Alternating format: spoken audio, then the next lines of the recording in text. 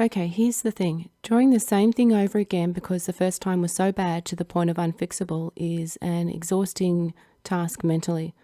Admitting things went wrong and that I couldn't fix them.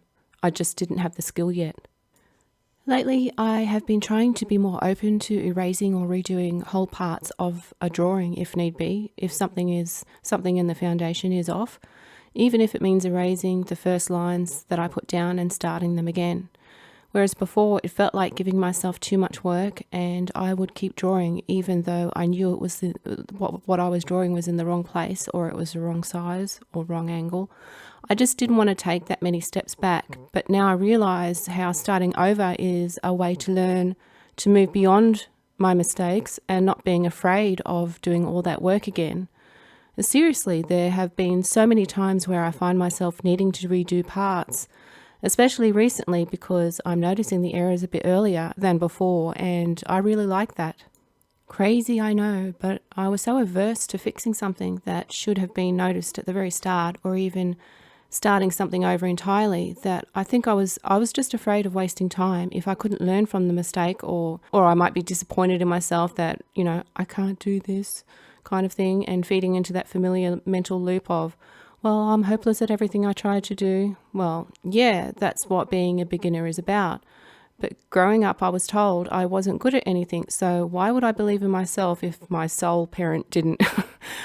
I'm really happy that since I decided no more quitting and drawing, that I have built up a resistance to that, to those negative thought loops that I had previously, and art has given me permission to suck at something and still do it anyway. So, on to the video, and as we can see, both started out with a few strokes to find the placement of things and a few angles.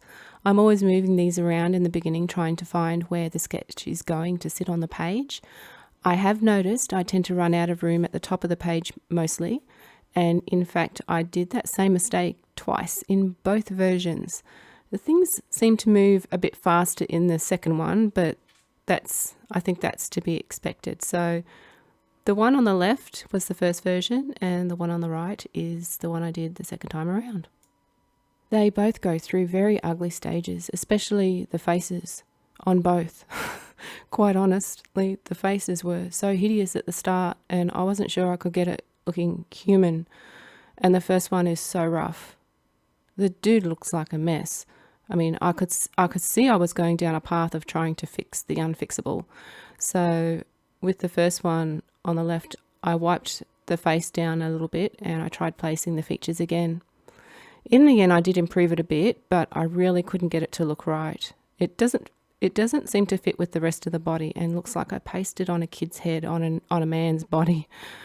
I spent so much longer working trying to fix that than the head on the second one, which is still pretty rough, and it went through its own ugly stage, but seems to look like a more age-appropriate face for the body. The shoulder on the first one is off as well. I didn't see that at the time, but I can clearly see that now, that the trap muscles on the shoulders were uneven. There we go. I erased the features and tried to replace them, and that's when he went from an old hardcore dude on drugs to a kid. I don't know how that's possible, but I did it. The biggest issue I had with the first drawing was the right arm in the reference. It's placed behind the body. Well, actually both arms are placed behind the body, and that was another issue. I thought if I drew them like that it would look like I'm trying to hide the hands because I can't draw them. But that was in fact how they were in the reference. So I had decided that I would try and draw the hands from memory, and that's when it all fell apart further than what it had at this stage. Drawing from memory is a skill I don't have much practice with yet, and it really shows how much I struggle to remember what hands look like when I can't just copy a picture. Hands are tough enough without trying to draw them from memory, but I do think that if I had have slowed down and thought a little bit about it, I could have broken it down maybe into blocks or do a quick study of the pose to the side, but I didn't think of that at the time because I was in panic mode. So you can see on the first one I went back to try and fix the face, and somehow I made it looks too young for the body. I don't know how I did that, but on the second one, I had already moved on to using the paintbrush and just softening out the charcoal over the body and getting a little bit more definition in where I want the muscles to be. Now with the second one, I'm putting a little bit more of a background tone in with the sponge and reinforcing in some of the darker areas. The fine charcoal, when you smudge it with a sponge or a paintbrush, it gets lighter, obviously, as you're moving the fine dust around. But some of it does still remain on the page, so the more you push in, the darker it will get over time. I'm so much further along in the second one at this stage than I am with the first. With the first one, I'm still trying to fix that face. So it's not so much of a baby face now, and it's still not, it still looks like it's been forced, but there comes a point where you can't erase any more out of the paper. You can only put charcoal on, and it was just too scary at that stage. So because I can't get the charcoal out with a normal eraser, I tried to use a mechanical eraser, electric, I guess. And that does work to some extent, but still, there does come a time when you just can't take any more out. So now he's not looking like a little kid, and we're able to move on. So I use the eraser to erase a bit out where the shoulder is, but as you can see, the shoulder, it's uneven now, so the whole top of that, where the neck sits on that shoulder girdle, it looks off. The second one looks a little bit better. I think I'm over the halfway mark, I know that. I did have some trouble placing the left arm on both of them. In the reference, it sits a bit awkwardly, like I said before. Both arms are behind the torso, and especially so on that far side. I did fix it somewhat on the second one nearer to the end. I realised that the torso was a little bit squished, so I used the kneaded eraser to bring out a little bit more of that, and we got the other side of the torso back, which made it look a little bit better on that side. Doing the same drawing over again was a real test in patience. I did go faster the second time around, but I think that's because I already had some familiarity with the drawing, with the reference, and how I was going to approach it, and also what I needed to fix. So here on the first one, I'm trying to fix put more of the upper arm in. But if I had have taken some time to think about it a bit more, I would have seen that even if I did manage to get the hand on, that the arm is bent in a way that makes it look unnatural. The shoulder is pushed forward on that arm, so we're looking at the upper arm more at the side view, as we can see the triceps on the outside and the biceps on the inside. And well, I don't think you would be able to twist your forearm forward very easily like that, the way I was trying to indicate anyway. And I think the whole awkwardness of it is just a lack of skill in drawing from memory, and that let me down on the first one. So for the second one, I found a reference for a man's arm and used photo to smash it onto the original reference, and so I could refer to that instead of just making shit up.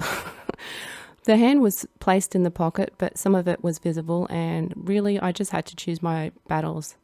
And the bend is a little bit more natural and doesn't stand out so much as such a big error in the drawing as the first one.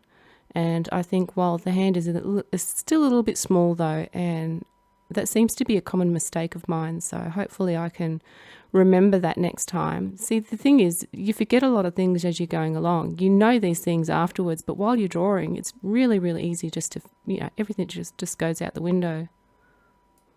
So overall, I think the first one took about an hour and a half, and the second one was closer to an hour. And that half hour was mainly spent trying to fix the face and the hand. But we're nearly finished with the second one now, and we're just doing a few finishing touches with the eraser around the face. And on the first one, the hand still hasn't been put in. I hadn't gotten to that stage yet. I think I'm aware of it at this stage. Well, I'm aware of it all the way through, but I'm avoiding it because it is hard, and I didn't know how I was going to tackle that first, so I thought I would try and do everything else first and then hopefully an answer would come to me once I get to it, but that didn't really work out for me. I actually had to take a break and just think about what was I going to do.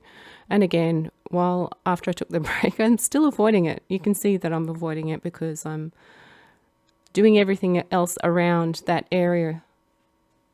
And no, I can't make it look artistic just by putting a heap of charcoal at the bottom.